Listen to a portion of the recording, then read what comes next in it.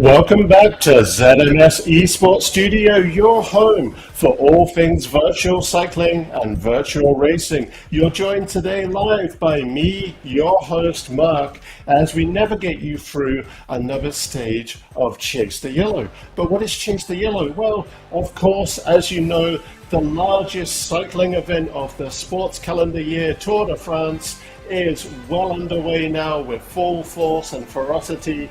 And to celebrate, here at ZMS Esports Studio, we're bringing you our very own unique, proprietary, virtual version of the tour with 9 stages. And what are those 9 stages? Well, we've gone through stages 1, 2, 3, and 4. Today, looking at Albertville, Cherchell-Léo, and we'll take a look more in depth at that in a moment. Stage 6, Mont Ventoux. We have stage 7, Séance. We have stage 8, Montvernier, and stage 9, Versailles to Paris. But today we are looking at Albertville to Cherchell-Léo. Let's take a closer look at stage 5. What can our contenders expect? Well, again, picture perfect scenery. And beginning in the small rural village of Albertville, tackling a long, mostly flat course to begin with, 37.7 kilometer distance. But as you can see, we have varied terrain lending to a total elevation gain of 328 meters before ending in Cherchell-Léo. So this is going to be one that might cause some more upsets. We might see the rollers separated from the sprinters, but will the climbers be able to push into the fore in this race? We'll find out soon. But who are the contenders who are going to be tackling today's stage? Well, here we can see our spread of 17 teams, but let's take a closer look, beginning with those OTR teams. And for your viewing pleasure, we have OTR Punchers, followed by OTR Spartans. And how can we forget the inimitable Moonriders?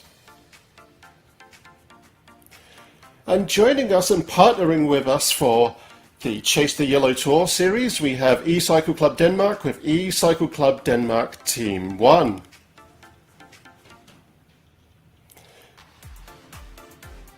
Continuing in our lower Scandinavian theme, we have E-Cycle Club Denmark Team 2.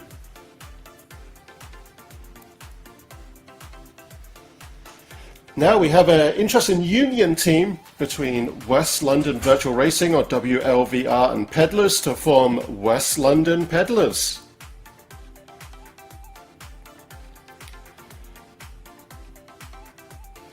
And the Thunder from the north of the UK, Glasgow United Cycling Club.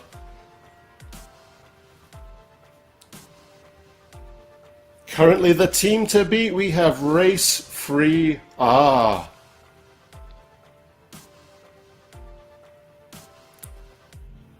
Another team that's been proving they've got what it takes in those legs and in that cardio system, it is of course Razio Racing.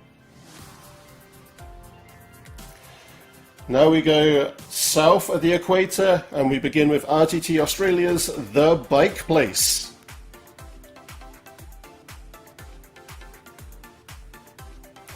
Continuing in the southern hemisphere with Skippy Anderson.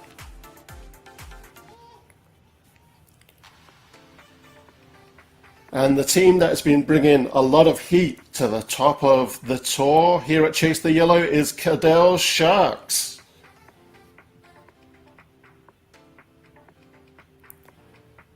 We also have Spratty's Koalas. This is RGT Australia's women's team.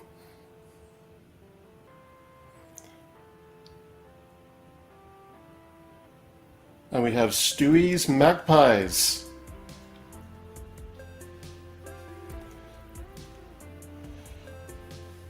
And off like a rocket, I'm sure, from today's start line is Rocket Robbie.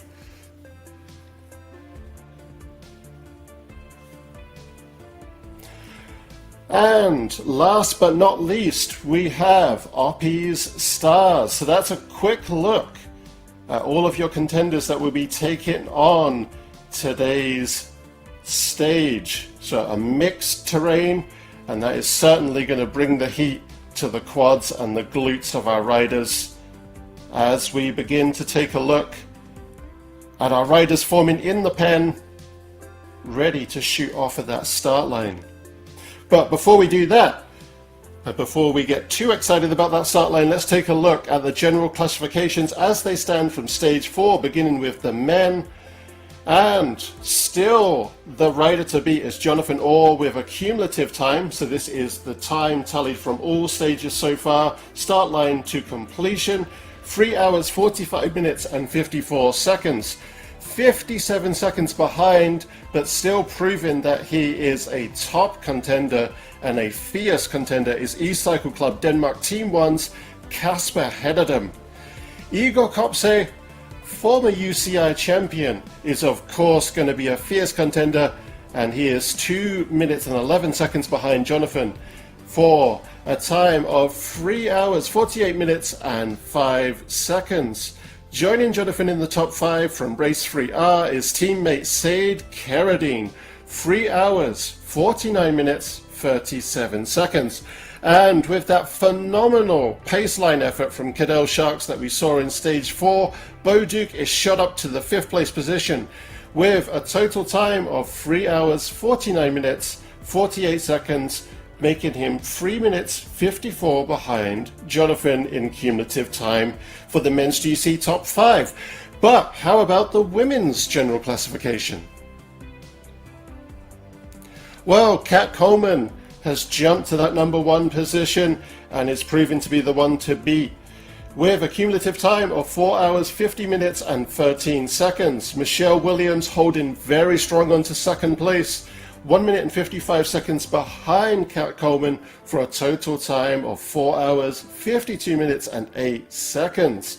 Melissa Fanning also holding very strong with Sprattys Koalas, and 7 minutes 36 seconds behind at 4 hours 57 minutes 49 seconds.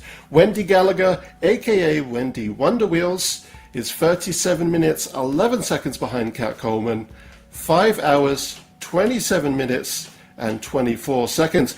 Breaking up the Sprattys Koala teams is Judy Frankel, 1 hour 5 minutes and 9 seconds behind, making that 5th place position with 5 hours 55 minutes 22 seconds. But with us looking at both the top 5 of men and women, how does that leave the teams? Well, let's jump on over and take a look.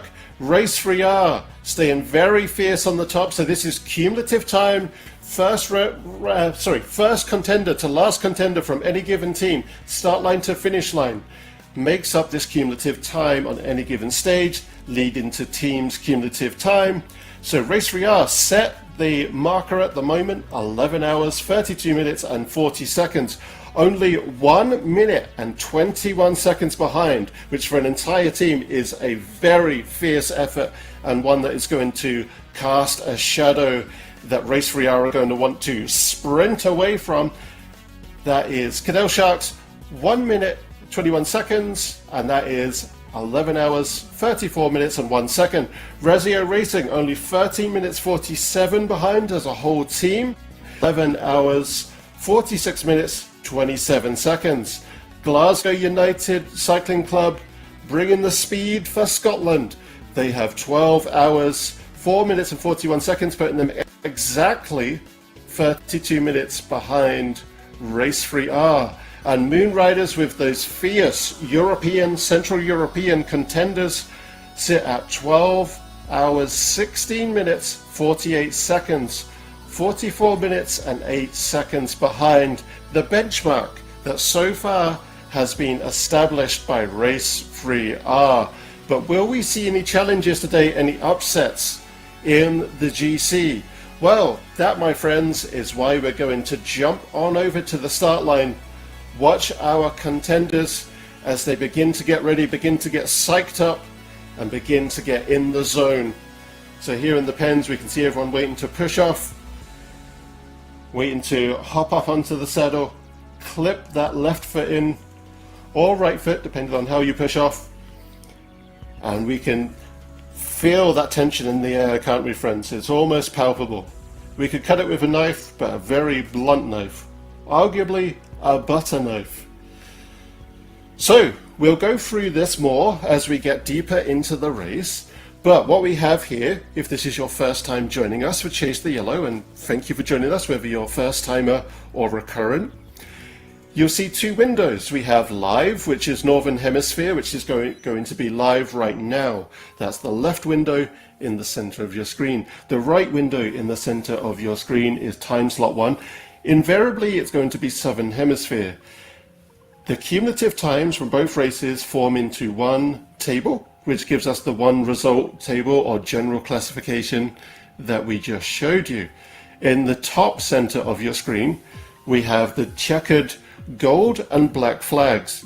So that is the distance remaining, counting down to 0, cumulative. So left, live, being of course Northern Hemisphere, matching up with your left window, right matching up with your right window. So there will be a few Europeans in with the time slot 1. That might be because of work commitments, family commitments, what have you. But like I say, they will all be cumulatively dropped into the same pail, if you will, for the results. And I've been having fun, and I hope you've been having fun with seeing who can eat the distance remaining away the fastest, whether that's live or time slot 1. So keep an eye on that, watch that along with me. I will drop some commentary on that as we go. So we're just a few seconds away from gunning off of the start line here.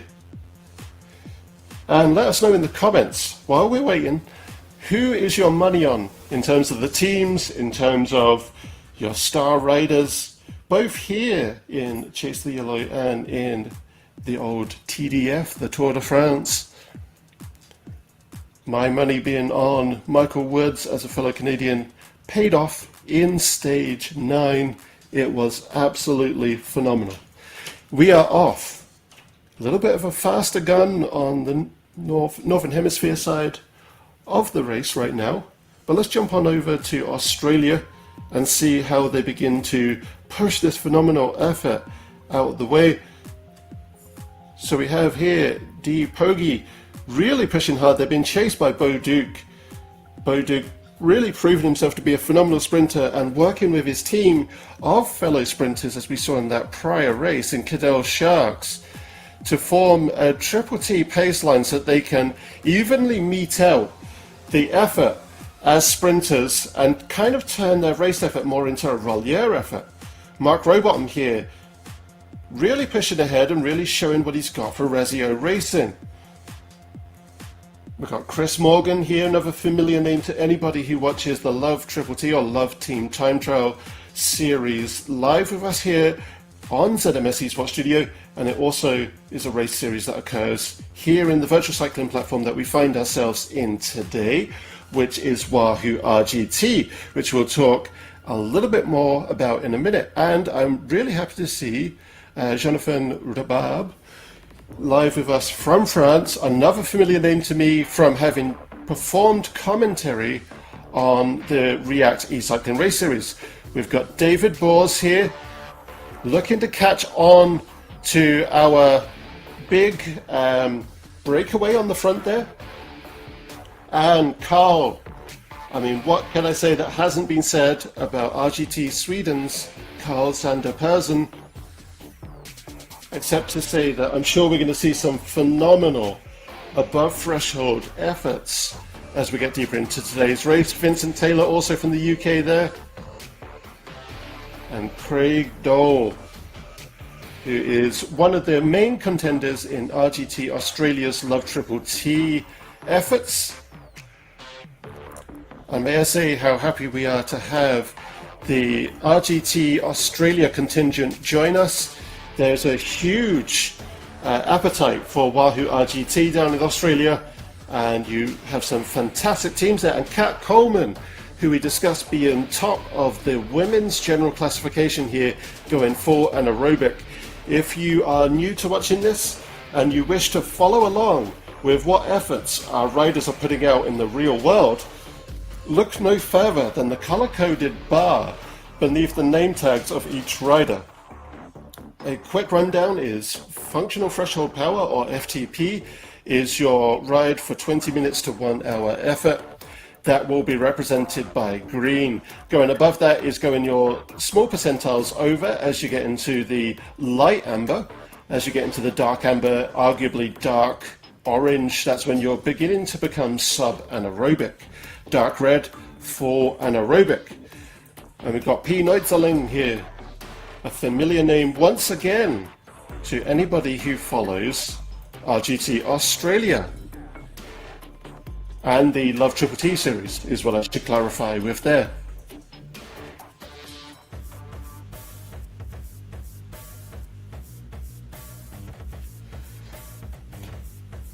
And David Vaz here, really pushing hard.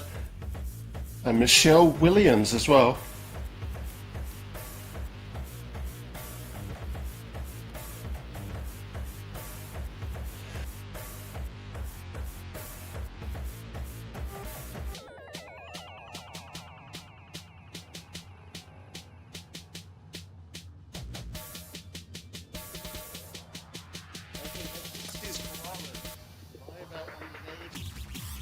So Caroline Reuter, Kat Coleman, who again is forming the #1 position in our race series for the women's general classification, Linda Van Dyke, Melissa Fanning, Michelle Williams, and Wendy Gallagher, who will be familiar to viewers of both Love Triple T and React E-Cycling Race Series as Wendy Wonderwheels.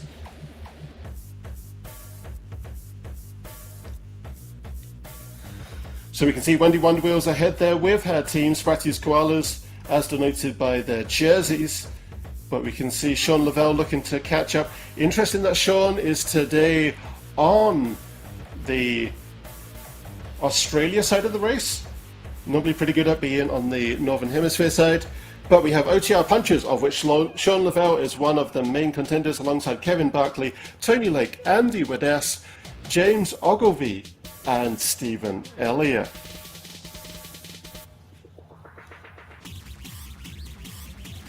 And let's jump on over for a short while to the Northern Hemisphere side of the race. Who is taking our lead right now?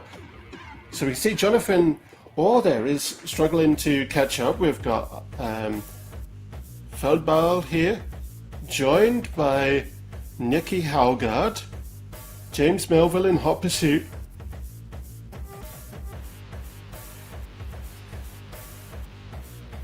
My apologies, that is actually Casper Hederdam there with pushing ahead there. James Melville in hot pursuit. Alex Plager, who I believe kind of maybe cooked his cardio effort a little bit early in the race on Tuesday. So it's interesting to see him in full anaerobic already. We do have, of course, a lot of downhills that riders will be able to use to their advantage, being spun out, of course, on their Direct Drive Smart Trainers, as you would in the real world for a nice big descent, like those dark purples we see coming up. So maybe Alex can use those to his advantage, regain some of that VO2, the nice deep breaths rather than the rapid shallow breaths. Jonathan Orr here in quick pursuit. So, Race 3R, who are forming together as a team right now, forming a bit of a draft effort, draft and pulling effort, and also forming a little bit of an echelon, maybe to stake their place to their lines in the road. So we've got Jonathan Orr, Jan Vanner, Evan Oystensen, Said Carradine, Anders Austergaard, and Jeppe Sneverd, who form Race 3R. Said Carradine has really shown himself to be an incredibly fierce rider as we get deeper into this, and Casper, who I know has it in him for sure, is really pushing to the front of the race alongside Alex Plager here. So I'm interested to see if this is something that Alex Plager is going to be able to pace nice and well. So a little bit of marking going on with Race 3R, trying to mark the lines of their contenders here. Hopefully not too aggressive today, but Casper is looking to push ahead here. And we certainly know that Casper has it in him for short bursts that will be followed by a slightly lowered sustained effort. So a very, very talented rider who can certainly hold above threshold for quite a while, going between those very short stings of sprint in the full anaerobic, dropping off to just into a little way into the sub anaerobic. So I think Igor has a very strong contender here. Igor we saw in stage 4 that he was very strong at being able to pace out at just sub anaerobic and then gun it at an incredible effort, full anaerobic. Jonathan Orr here looking to catch up with our Central European friends here, forming again as a shoulder-to-shoulder team.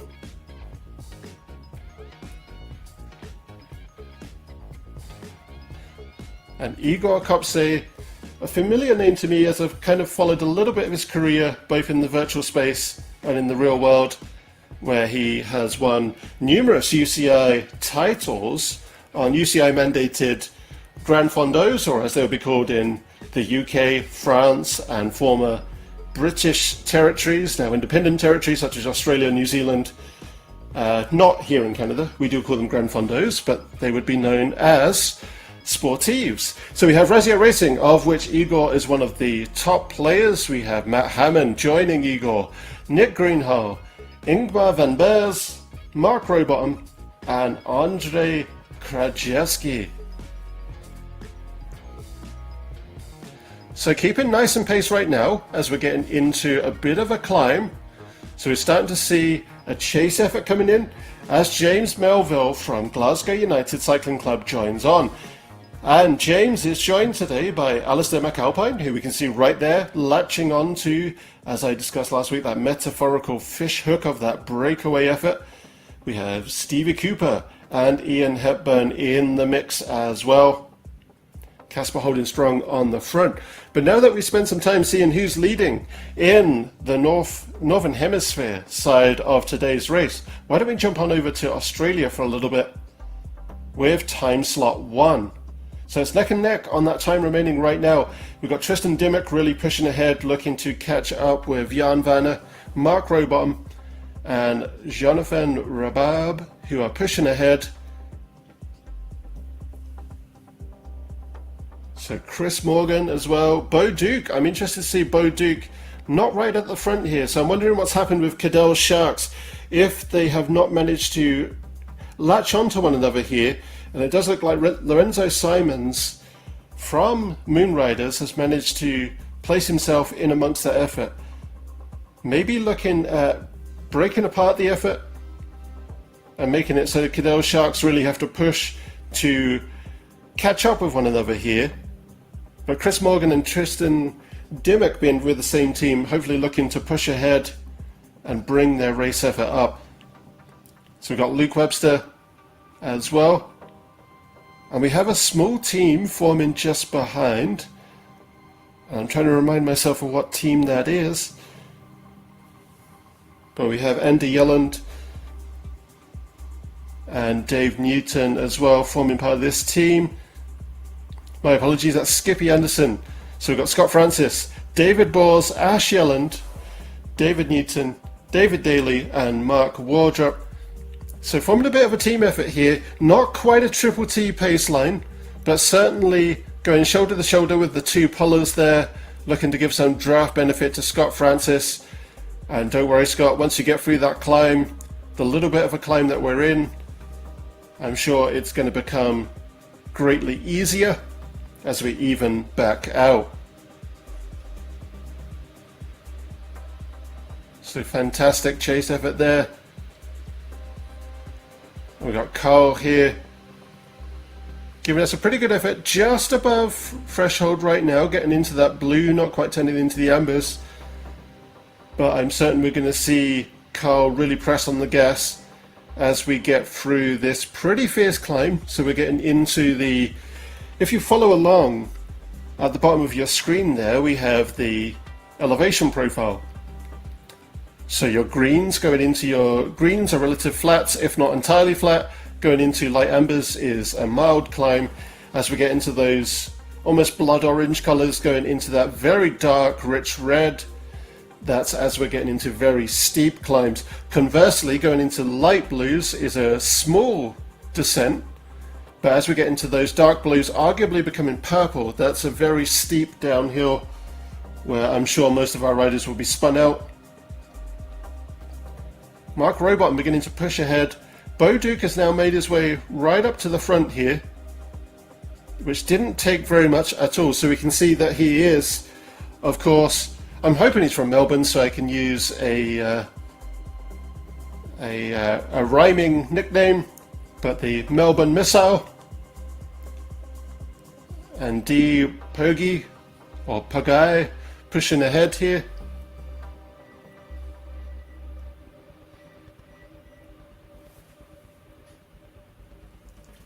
I'm struggling to remember what flag that is. I believe the Philippines. I'm beginning to open up a sizable distance there. Mark Rowbottom beginning to pace his effort going through the climb. So we've certainly got a powerful climber from the Philippines here, which makes a lot of sense. A very volcanic, very hilly series of islands. But how are we getting on in the Northern Hemisphere? So we've got Daniel Shush here. We have Feldbald, who has fallen behind a little bit. Stevie Cooper with the Glasgow United Cycling Club and Race 3R's Jeppe Snevert.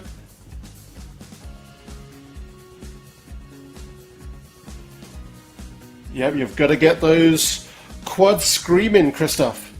Got to get them to the point where there's so much lactic acid you could tap them and it sounds like you're tapping steel. Thanks for joining us, Christoph. We always enjoy your comments and we enjoy you being part of our wonderful audience too. Tony Lake here, bringing along with him in tow, getting that draft benefit, James Ogilvie. James being the founder, organizer and scorekeeper, I guess would be the best word, not statistician because that's arguably mathematics, for the Love Triple T race series that takes place right here in the virtual cycling platform Wahoo RGT, broadcast live when we can on ZMS Esports Studio. By the way, if you're watching us today and you're wondering, well, how else can I watch? Maybe you find Facebook to be a little bit inconvenient. You can watch live on our scheduled times on the ZMS Esports Studio YouTube channel. And you can also watch live through any of the smart devices for which you can download the ESTV app. You would just go into that app and search for ZMS Esports Studio, or even search for Chase the Yellow in this case. But with OTR UV in any race series outside of Chase the Yellow, James and Tony will be in OTR UV. Nikki Halgard joining back on. So Nikki, I believe maybe not quite a climber here, so putting a big sprint effort coming towards the climb, has fallen back a little ways in our groups, if you will. Not quite peloton right now, stringing out as we would expect with a nasty climb like this. But joining Nikki Halgard in E-Cycle Club Denmark Team 1, we have Kurt Pedersen, Rasmus Feldbald and the inimitable Kasper Hedderdam. Talking about Kasper, who is at the lead right now in the Northern Hemisphere side of the race, and it is Kasper being dogged on the rear wheel by Jonathan Orr, who is in turn being pinned by the rear wheel by Igor Kopse. Kasper here going just about sub-anaerobic as we're getting through the descent, and they've certainly pushed ahead of our chase groups that we saw there. They're through that dark purple, having come through and now attacking into the what will be the plateau, into the relative flat. So a wonderful paced effort there from everyone on the lead, keeping nice and stable through while managing to attack the downhill fairly well, finding a place where the elevation or the descent, if you will, is not too vicious as to be spun out. So if you're looking to try Wahoo RGT yourself, what will you need? Well, a road bike preferably, but a mountain bike I believe works with most equipment that I will mention. You can either do so with a rear wheel on turbo, and that can be either fluid or magnetic. You don't have to go overly expensive with that. Or you can take a rear wheel off direct drive smart trainer, so that's anything from Wahoo themselves, such as the Kicker or any of the many other manufacturers there. And if you go with the turbo method, you will need the cell battery powered Bluetooth or ANT+ sensors. So a speed sensor, which in this case does not go on your front wheel, go on your rear. And then you'll need a cadence to go on one of the crank arms. I find preferably you're going to put it on the left side crank arm. The drivetrain is going to be a little bit too cramped for it, and you don't want it on the outside where it's going to smack your foot or your foot will smack it. You always want it on the inside of the crank arm. And then a heart rate monitor, preferably again Bluetooth ANT+. So let's take another look at jumping on over to the Australia side of the race. I can see Bo Duke ahead of me there, forming again the breakaway at the front of our group. Our Filipino rider here, Deepogi, really pushing quite strong to catch up. So we are establishing very fast that Deepogi is a climber, a very fierce climber, but we can see an attack in the descent here has fallen back a little bit. But with legs as fierce as that, I'm sure from riding through the roads that I'm certain will weave around those mountains through that very volcanic series of islands, that Deepogi is going to strike back in the climbs that lie ahead. Jan Vanner here with Race 3R, T. Dimmock with Cadel Sharks, all looking to play chase here. And it looks like between Lorenzo Simons and who's that chasing Lorenzo Simons, whoever secured the bag is looking to weave and perhaps spot or mark here to get a different line, maybe get ahead and then block a line maybe. So in Cadel Sharks we have Ben Kirk, Bo Duke, Chris Morgan, Luke Webster, Noel Holder and Tristan Dimmock. So we can see Tristan Dimmock here latched onto the rear of this chase group, following Jan Vanner of Race 3R. Looking to catch up with teammate ahead there, Bo Duke, certainly one of the hottest contenders from RGT Australia. Bo Duke is really fierce on those crank arms. I'm sure turning those crank arms into rubber with how hard he presses on them. Mark Rowbottom taking the lead again. So Mark Rowbottom is beginning to give us some great guns there. Razio Racing is one that has been very interesting to watch. Right up there at the top. And you can see that the different terrains are bringing in different results.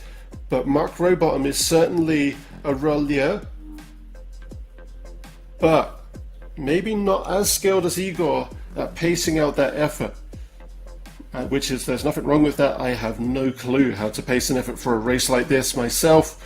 So it certainly needs a lot of smarts really that come into the physical cardio world. I just go great guns and cook. But certainly shifting gears helps. That's the one thing that I do know. You want to massage at certain points where you know that you can pace a little bit more. Get into your higher tension gears to really wring out the wattage, wring out the power, and really push to a higher speed with less efficiency lost. So our one and only webcam today is Gordon Jackson, an absolute legend from the UK, looking really well paced today and looking quite stable. Looks like from the arm position on the bar, on the flat of your road bike handlebars there, so neither hoods or drops. That's a good place to be when you want to be nice and comfortable, nice and paced out. And we can see here almost a paceline effort now, arguably, has begun on the Northern Hemisphere live side of the race. between Casper, Jonathan, Igor, and Sade. Maybe not quite an allegiance between a couple of teams as we saw in stage 4, and I believe we also saw that in stage 2, I want to say, if memory serves. But maybe a case of this race is tough enough that riders who we've seen in fierce, and I mean truly fierce, sometimes arguably aggressive contention between each other in prior races, come to a point of a stalemate, maybe, of working together through the effort to be able to pace with one another with draft benefit, etc., and waiting until any given contender in this little pace line begins to be a little bit cooked, either in the legs with too much lactic acid, or just burning out those legs, or perhaps even burning out the cardio effort. Cardio will get you on these climbs. And this climb that we're going through now, you can see it's in the embers, it's deceptive. It looks like it won't be anywhere near as tough as the big climb we went through, and for and large that'll be true, but it's probably kicking about 60% of the pain that would have been felt, 60% of that cardio burn that would have been felt, because of needing to be in enough of attention gear to be able to chase your rider ahead. So, if you've been following along with me, the thing that I mentioned at the start of the race that I find to be very entertaining, what side of the race is going to eat away at the distance remaining first? And again, if you joined us later, I'll just avert your eyes to the top center of the screen there. The gold and black checkered markers. To the left we have live, which is the left screen. And we have on the right the Australia or time slot 1. And they are neck and neck right now. So we should have fairly soon our halfway marker coming up. That's a purple marker and denotes when we are halfway through our distance remaining. So do keep an eye out for that. But we're crunching down those numbers almost identically right now. Sade breaking away on the front of the live Northern Hemisphere. But let's take a closer look for a short time here at time slot 1. So it's Mark Rowbottom taking the lead right now, but Chris Morgan and Bo Duke with Cadel Sharks beginning to get into that pacing out effort of draft and pull, and they're right in the front there, and they're beginning to do it again. The pace line, you can see Tristan Dimmock falling off of the lead there for Cadel Sharks. Lorenzo Simons has managed to latch on again, so I'm wondering if Lorenzo Simons has some form of uneasy allegiance with Cadel Sharks here, because this seems to be repeated, the formation. But Mark Rowbottom appears to be taking his place in this metered out pace line, where the effort on the front is metered out, and he appears to be dropping back from having been the engine. So again, Cadel Sharks, they are very unbelievably friendly. So it's true what they say about Aussies, just an incredibly friendly bunch who will break team lines. So joining Lorenzo Simons, we have Daniel Schoch, who we saw in the live race there. We have Francois Icard, Mike Wareham, Walter Claus, and Joe Rowe.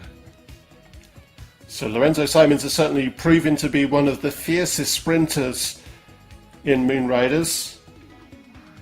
So Tristan Dimmock joined back on there. Chris Morgan, having had enough of his time on the front, dropping out. But a little bit of a contention here put in by Lorenzo. Maybe looking to break up the pace line going into another moderate climb here. So this is interesting to see. I'm not sure if that is the case or if Lorenzo is still in communication, perhaps through the baked-in Wahoo RGT race radio, and is working with them and maybe pushed on to pull the paceline effort ahead, but that certainly did look like he's trying to break up the paceline. So we're going to have to keep an eye on that as we get deeper into the race. But as we come on here, we should jump back over to our live race. So that looks like Igor has jumped to the top spot, pacing really well, and I know he's pacing. I can see by that cadence he's not going for those above 90s right now. That looks like 80 to 90. based on the animation of his avatar. We have Casper shoulder to shoulder with him, looking like they're both trying to keep Jonathan Orr at bay. Saeed Carradine pressing to catch up.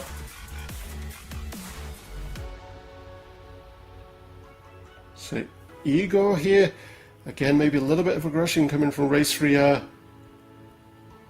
But we can see the purple marker that I denoted earlier, and this does itself point to the halfway marker. So beginning to get a little bit of an edge ahead is the tip of the race in the Northern Hemisphere side, but barely. It's like 50 meters in it. Boduc is pulling that effort along now, broken out of a pace line, interestingly. Jonathan Rhubarb is the main chase, caught in what we have discussed in previous stages, apparently by the French at the Tour de France, called La Chasse Patate, the potato chase. And Christophe, if you're still watching, can you explain to me why there are two words in French for potato? Pomme de terre and patate. Is patate a loan word from English? And we could just see our Scotsman, our friendly Scotsman there in the Glasgow United Cycling Club. Alistair McAlpine, James Melville and Kevin Barkley formed into a small team again. So I'm really excited to see if we will see some team tactics come in from the likes of Glasgow United as we get deeper into this. Ben Kirk is looking to play catch up with the rest of his team here. Not far behind as well. Again, in a little bit of a La Chasse Patate. But hopefully we'll be able to catch up. Now Jonathan will be interesting to watch to see if he'll manage to latch on like the fish to the baited hook of the breakaway. Jeppe Snever passing that midway point. And as we do cross the midway point, I should explain to you, if you've watched along, perhaps in the last couple of stages or from the beginning, and you think to yourself, my God, I wish I could have been a part of Chase the Yellow. Well, don't worry, you didn't have to form a team and join the race league or the tour, if you will, to be a part of it. You can, at any point, join Wahoo RGT, get all of your tech and your road bike set up, and you can take part in Challenge Road. That's been live since July 4th, or the 4th of July, and it goes through until the 31st. It is Col du Telegraphe to Col de Calibert, and it is fierce, absolutely fierce. Almost from the start of it, it goes into a climb, very steep climb. It is 2 kilometers of climbing, not climbing distance, that is cumulative elevation gain. So it's going to be a tough one, but the thing to remember there is it's going to be tough for everybody. So go on, give it a try. It's a hell of a lot of fun, and you will feel rewarded with that cardio effort by the end, I'm sure. I'm not sure if your legs will feel the same way, let's be honest, but you can compete for the GC. It is treated as an individual time trial. Fastest time, best time, cumulative start line to finish line is going to win. I'm going to announce that after the 31st. How can you keep track of that? Well, why don't you give us a follow on the ZMS Esports Studio Facebook page, and you can find out through there. And it will also be on rgtdb.com, which is Wahoo RGT's database of times and statistics. Noah Holder here, crossing that center, midway point. But who is currently leading the front of the Northern Hemisphere effort now that we're bursting past the midway point? So it's Casper being chased down by Jonathan, being chased down by Igor, and well, Igor is maybe in the unenviable position of being sandwiched between the Race 3R contenders here. But everyone appears to be pacing, even Casper here. A little bit of an attack, arguably, on the downhill, but pacing out, taking advantage of being slightly spun out, and getting those faster feet in to relieve a bit of that cardio, massage out some of that lactic acid. But as we can see at the trough of this downhill, we go into what becomes a very short but very fierce climb. That's certainly going to bring some pain into anybody who hasn't been pacing on this breakaway. So Casper on a downhill doing 3.4 watts per kilo. That's pretty impressive considering he'll be quite a percentile spun out. And he's pressing through spun out crank arms.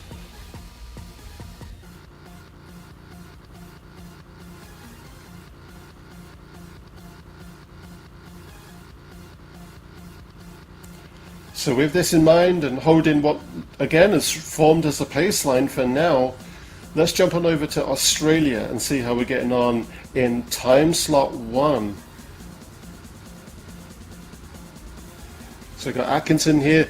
So these climbs are really breaking apart the chasers, not even into chase groups anymore, with the exception of Kat Coleman and Melissa Fanning, who we can see here again using a bit of arguably a paceline effort, the engine and the draftee, I guess, taking that effort through the climb to kind of meet that out.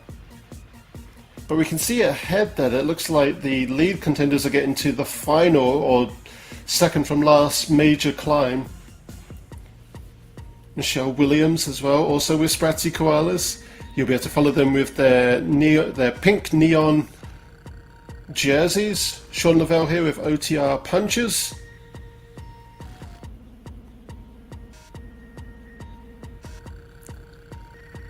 And Neutzeling here.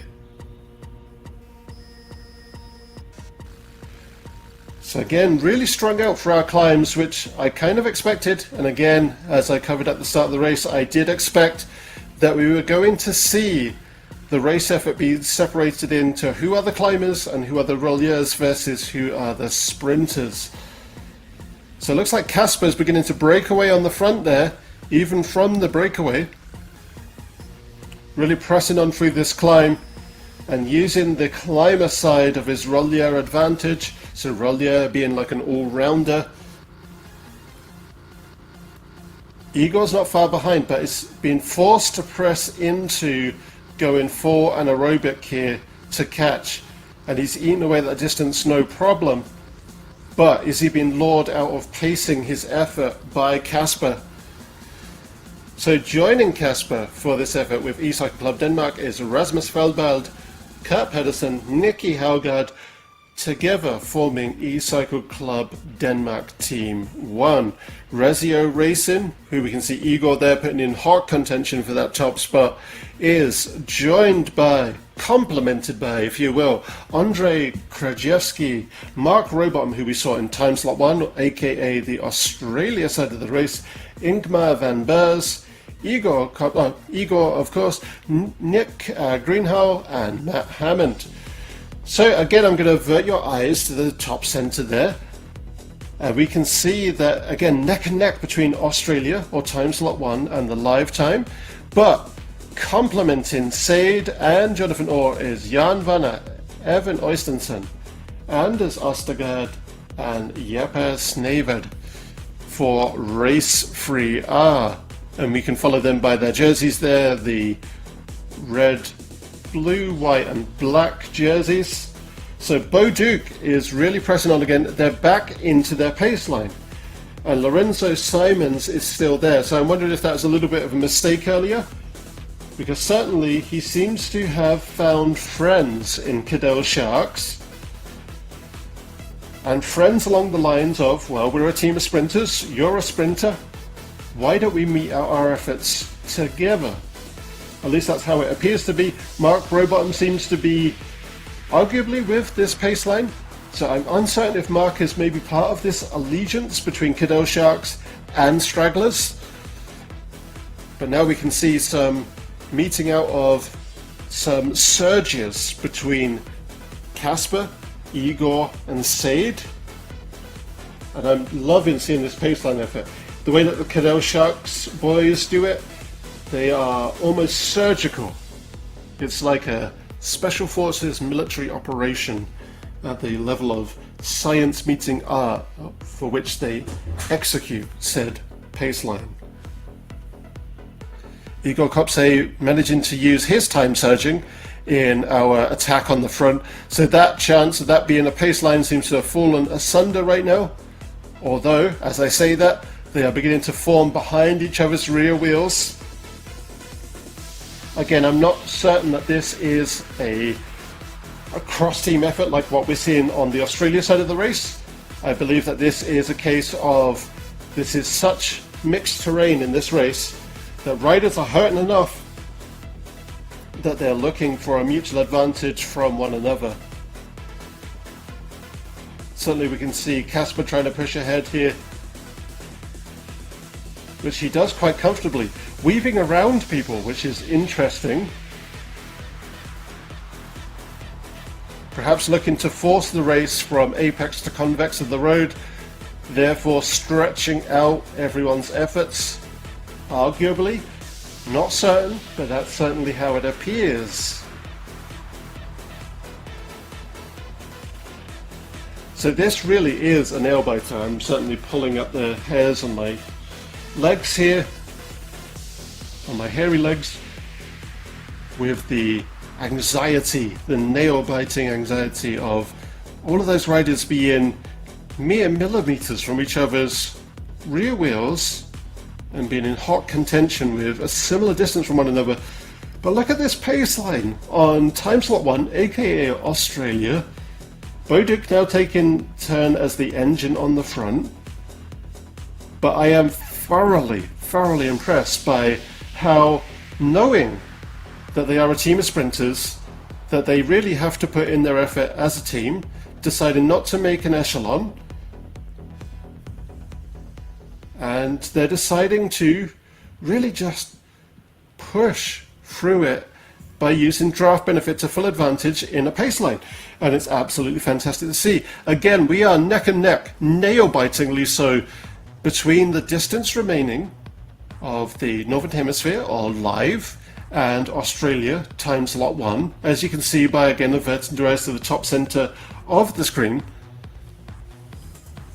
Well, that is phenomenal. But how is Jonathan Rhubarb coming along in his unfortunate, the unenviable position of chasse patate, the potato chase, and that is the definition of a solo rider being caught between groups with an unfortunate swath of tarmac and road between them.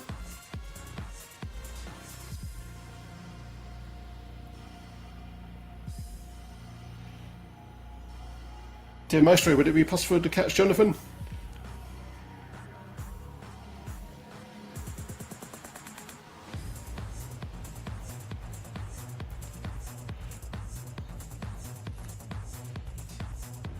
So fantastic stuff with this pace line. Look like Tristan is pushing up to take the lead.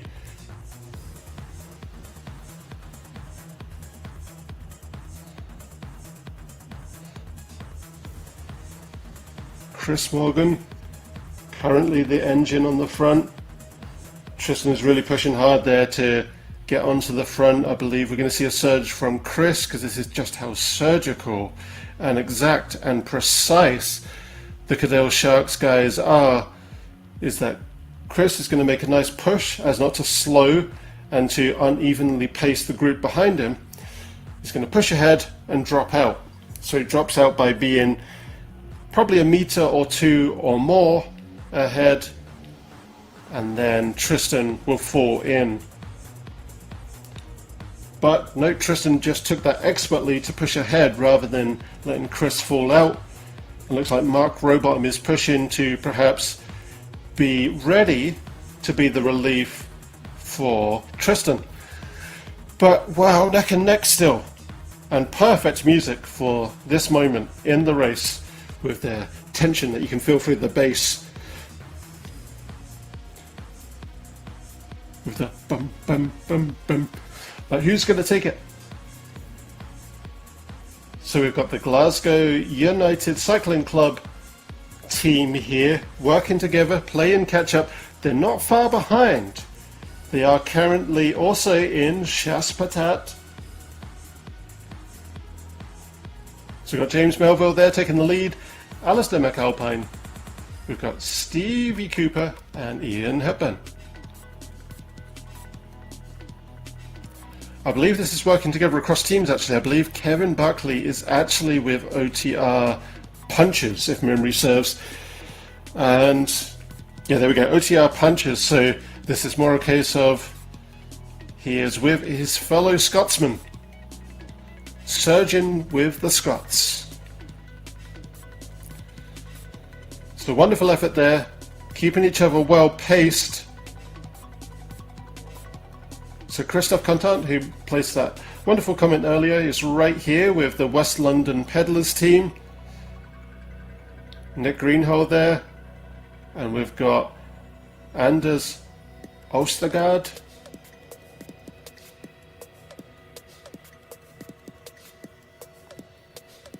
So Nick Greenhalgh is one of the other contenders who complements Matt Hammond. Igor Kopse, who's just soaring over at the front of the race there. Ingmar van Beers. Mark Rowbottom, who's in the time slot 1, aka Australia side of the race. And Andrei Krajewski. And if we look at the top center of the screen again, our distance remaining meters, we can see that the Australia side of the race is surging ahead with this fantastic, once again, paceline effort, which is being, looks like broken up, having gone through the downhill a little bit, which will happen as you get a bit spun out, going through those steep efforts, but reforming wonderfully. And again, almost like a special forces military effort. It's just to the second with their pacelines there. And I know that they're in, I believe they form a team in the Love Triple T series. I'm struggling to remember the name of the team, different names from here in Chase the Yellow, but they certainly form a very surgical team in Love Triple T too. So we've got Bo Duke, who is arguably the top contender of Cadel Sharks, but very nicely complemented by Chris Morgan, Luke Webster, Noel Holder, and Ben Kirk as well. And I've just been reminded that the team in Love Triple T, that these guys form and complement each other really well there too, with these wonderful tactics of how they can work together and work together so synchronously, if that's a word, work together with such good synchronicity, there we go, is RTT Australia Sharks. And you can join us for when we start broadcasting those again as we get towards the end of Chase the Yellow, right here on ZMS Esports Studio, on Facebook, on YouTube, and on any smart device for which you can download the ESTV app. You can also join a team by finding the OTR Love Triple T Facebook group and request to join the team, where you can join Wahoo RGT as well, and join in the indoor training fun of the cycling world here on Wahoo RGT. Gordon there, looking really well paced still. Keeping some good effort. Got a headband as well, because I'm sure, much like myself, an aggressive head sweater. I've covered it before, I'll say it again. I sweat so aggressively from the head that I have a very fierce calcium buildup on my indoor road bike, and it's daunting to think that I might take that out on the road again one day, but I do have a couple of outdoor race bikes, so I don't have to do that, because I would need a fierce amount of maintenance to make sure that I can actually steer that thing if I took it outside now. Casper Hederdum leading the charge on the breakaway here, that is meted out, duked out between E-Cycle Club Denmark Team 1, Razio Racing and Race 3R. And then we have the pace line once again, with only 5.5 kilometers remaining for the Australia side of the race, and they are beginning to really push ahead. And yes, as we get into the final several kilometers here, stage 6 is coming up on Saturday the 15th, and that is Mount Ventoux. Another very iconic climbing stage that has been used, I would assume, multiple times in the Tour de France. Arguably not as iconic to regular folk as the Alpe d'Huez, but iconic nonetheless. So as we can see with Chris Morgan and Tristan Dimmock here, if you do join Wahoo RGT, not only can you customize your in-game avatar, but you can also customize the bike that they ride. This would have been done, I'm sure, with licensing from various bicycle manufacturers to Wahoo RGT. And you can see like Evos, for example. My rider, as a proud Canadian, I have an Argon 18, and it brings me joy that I can at least ride a virtual one, because the price of a real world Argon 18, because they are only made to spec, which is what makes them incredibly expensive. I believe entry point price is 10,000 Canadian dollars. So pretty fierce. And we are of course on Wahoo RGT. So what have we covered so far? We've had stage 1, Avranches to Saint-Mont-Michel. We had stage 2, Château-Redon to Sisteron. We had stage 3, Alpe d'Huez. And our most recent stage prior to this one on Tuesday was Soustons. That was a very interesting race, Soustons. Today we are in Albertville to Charles-les-Hauts. Stage 6 on Saturday the 15th is Mount Ventoux. Stage 7 will be Sion. Stage 8 will be Mount Vanier. And the final stage, normally looking to end in Paris, is, for the Tour de France, will be Versailles to Paris. We'll also have a celebration ride after that, where riders will be able to not race against each other, but enjoy each other's company going through Paris. So Casper had them on the lead there. Interesting to see that Lorenzo Simons on the Australia side of the race is right in that number 2 position in the pace line. Are we going to see, when the allegiance goes asunder between the three teams represented here, with Razio Racing, Moon Riders, and mostly Cadel Sharks, are we going to see Lorenzo make his big debut as a sprinter that we know he is in the GC of today's race? And he might end up becoming the stage winner if he does, because we can see again, if I avert your eyes to the top center of the screen, that the Australia side of the race is ahead, with that distance remaining eating down much faster, half a kilometer ahead again, much as they managed to achieve in Tuesday's race.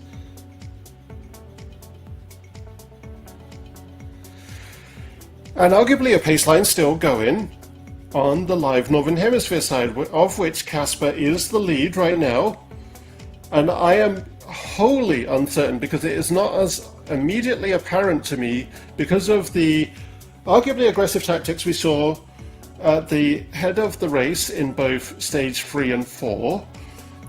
If they are working together, if they've heard commentary and they've heard about the Australia side of the race, or maybe seen it by watching the video as a recap from prior stages, or if it's like what I believe it is, that they are just kicked enough in the effort, in the quads, in the glutes, in the cardio effort, that they are just holding in behind the rear wheel of each rider ahead to be mutually advantageous towards each other. Let's phrase it that way. So this is going to be very interesting to watch, but it does appear that they are evenly paced, and maybe are working together until we get down to the last, let's say, 3/4 of a K, half a K. I know that Igor can probably sprint for at least a K. I'm a 300 meter guy myself. Never going to be at the top of any leagues, that's for sure.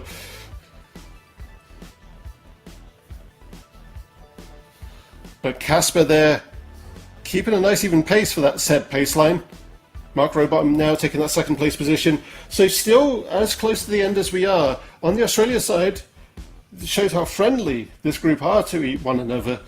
We're still seeing them discussing who's going to be taking the lead and dropping back. Nobody's worrying about holding position, looking to push. And here we go, Jonathan still in Chasse Patate there, in the potato chase territory. Ben Kirk and Sean Knight Scott Francis, Ash Elland, Luke Webster, and Carl here really pushing up in, let me piece this together, in the third chase group. So still very close to the front, still making a good effort. Good to see Carl pushing higher up the effort there. I do like seeing Carl on the webcam. Shame he's not with us through webcam.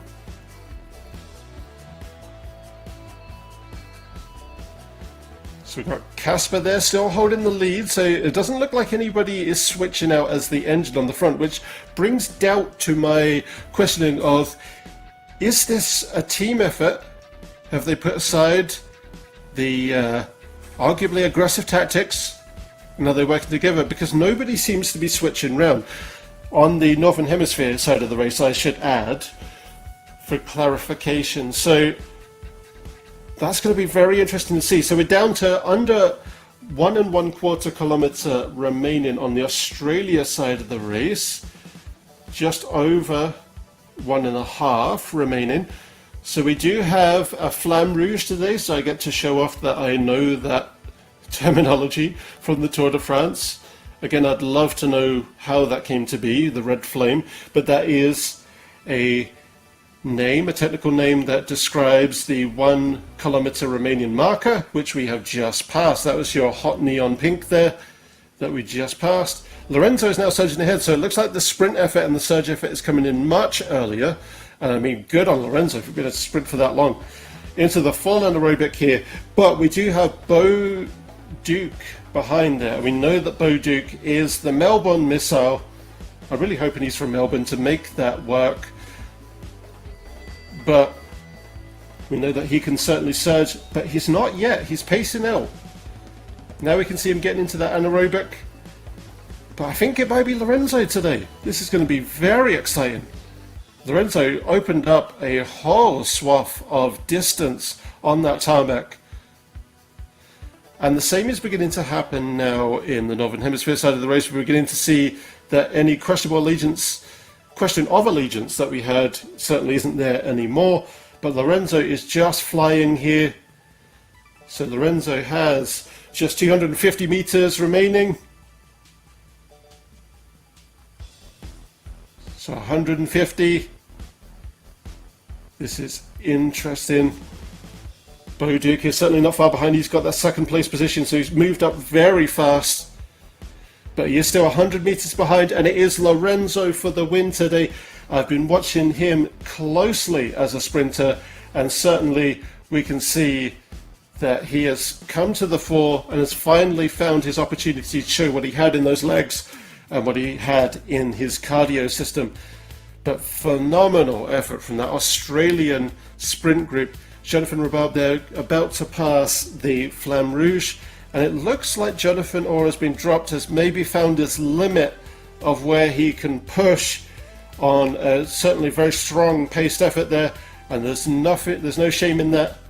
Riders have put in now 5 stages of effort in this tour, and it is fine to be feeling some fatigue in those quads and glutes, and certainly in the cardio effort too.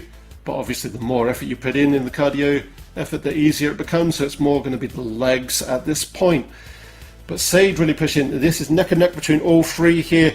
Oh, phenomenal stuff. And it is Casper, wowee, really pushing on that power in the final couple of seconds. It looked like it was going to be Igor, it looked like it was going to be Sade.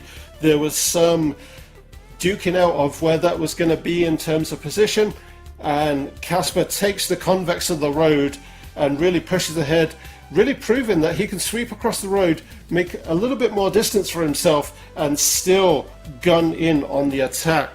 Coming in behind that breakaway effort here is the two Scotsmen, Alasdair McAlpine, James Melville, both with the Glasgow United Cycling Club, easily crossing not too far from one another and helping each other pace out. Wonderful team effort there, guys. Really working to make sure each other were paced and really working to make sure that you didn't lose sight of one another. Wonderful camaraderie in that teamwork. And Anders Austergaard. I believe that that's how you pronounce that O as an O sound, not an O sound.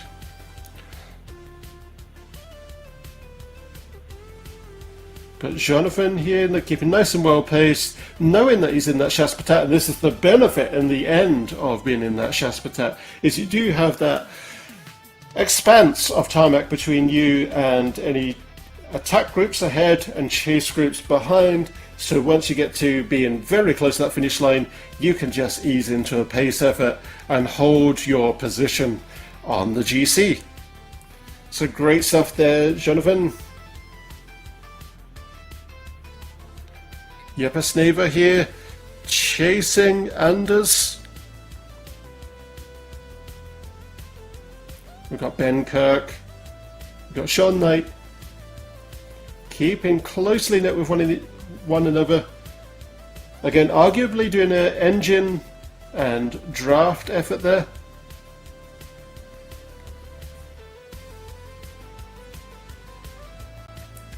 So as we watch the next several riders cross the finish line, we should be able to get live GC for you once again.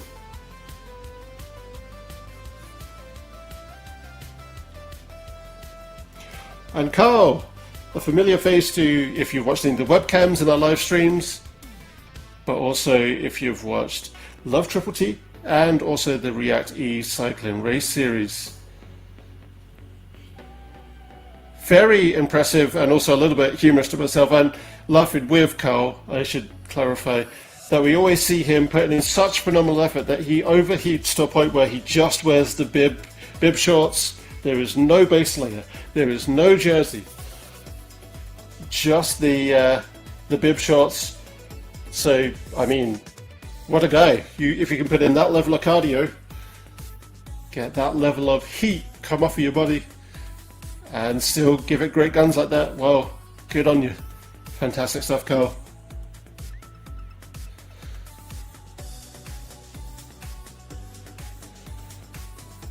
So fantastic effort from all contenders on course today. I've said it a few times before, but I'll say it again.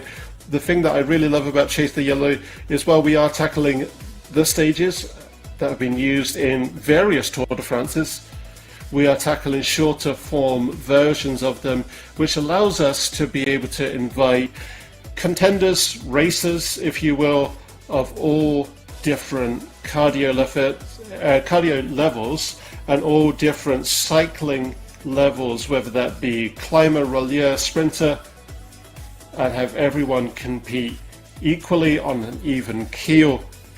Fantastic for me to commentate on as a commentator, but it also makes it so accessible for the cycling community of varied ability levels, various fitness levels, and I think it's wonderful.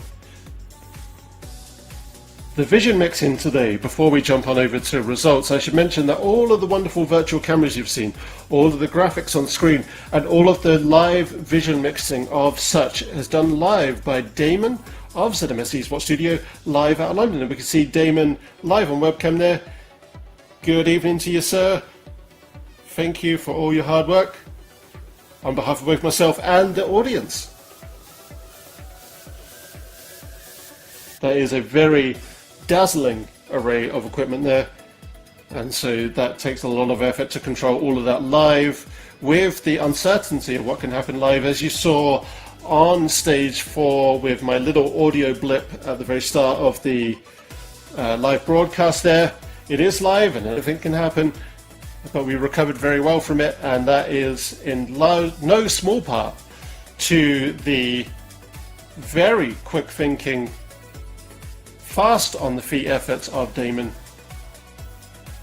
So fantastic stuff, and that was a little bit due to me using a brand new audio interface. But anyway, overall GC, so this is all riders male and female.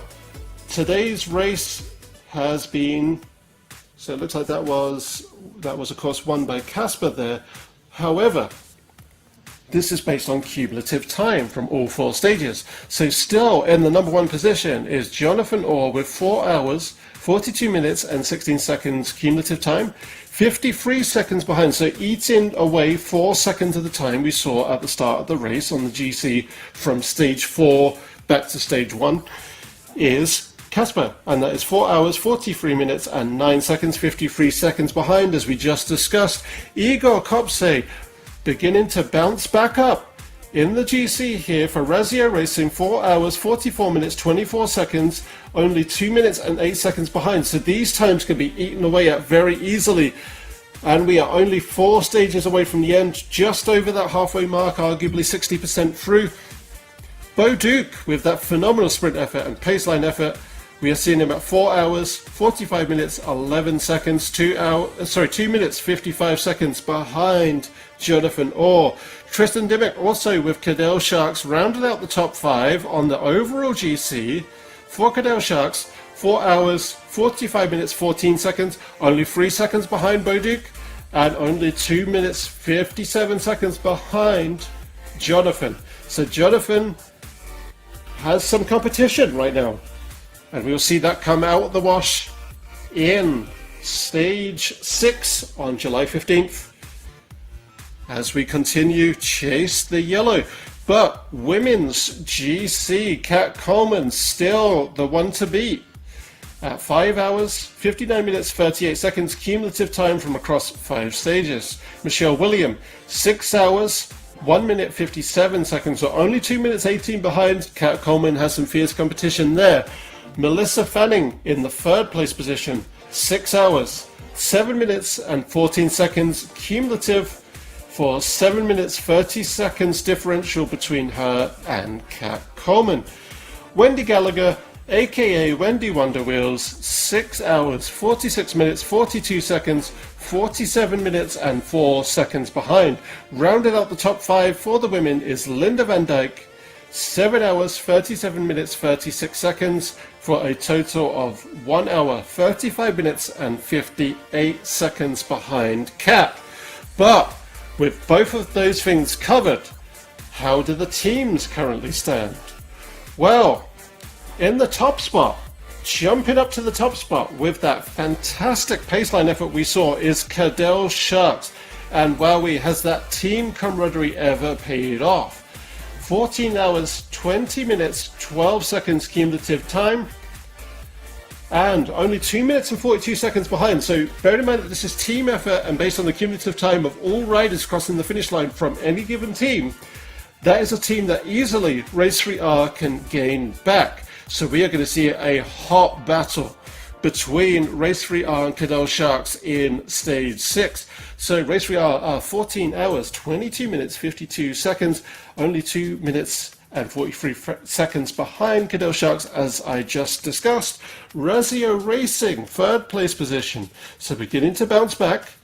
We have 14 hours, 35 minutes, 44 seconds for a time of 15 minutes and 32 second differential behind Cadel Sharks. So Cadels were really flying on that stage, that's for sure. Glasgow United Cycling Club making the Scots very proud, I'm sure. 14 hours, 57 minutes and 4 seconds, 36 minutes and 51 differential against Cadel Sharks. And rounding out the top 5 for our teams is Moon Riders with that very impressive sprint effort we saw from Lorenzo Simons.